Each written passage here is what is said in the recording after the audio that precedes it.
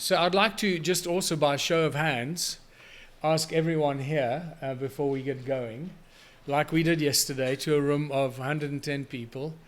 Raise your hand if you feel happy with the way the world is going. If you're happy with what our governments are doing and what's happening in the world.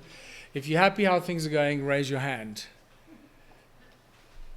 So if you are not aware of this, I've been doing this since 2007. And since probably around 2012, I've been asking this question at the start of my workshops normally. How many of us are happy with the way the world is going? And no one ever puts up their hand. No one. So that is a very serious indication of how sick our society has become. None of us are happy with what's going on, but how many of us are presenting solutions? There are endless number of websites, YouTube channels, social media pages, people exposing the terrible truth that I've started to calling it some time ago, the terrible truth. I might come back to that if you want to.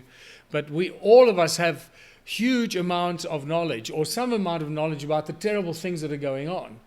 And they're dark, they're demented, they're evil, they are unbelievable when you see what some people are doing to other people on this planet. I can't imagine that anybody is capable of those kind of unbelievable actions and deeds. For me, it's pure evil.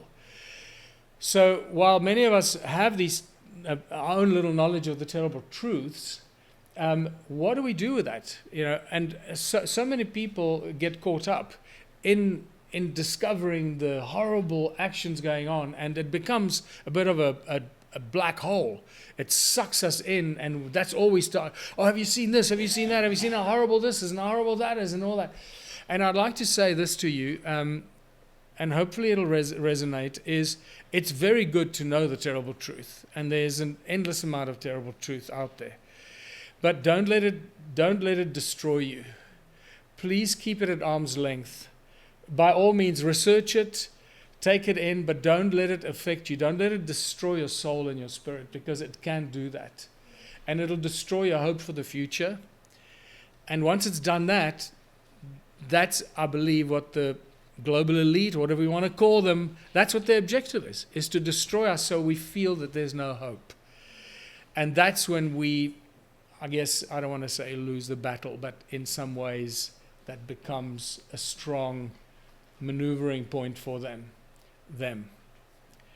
Don't like them and us, but you know what I mean. So take the terrible truth in, but don't let it destroy your soul. Use it as information to drive you to find solutions.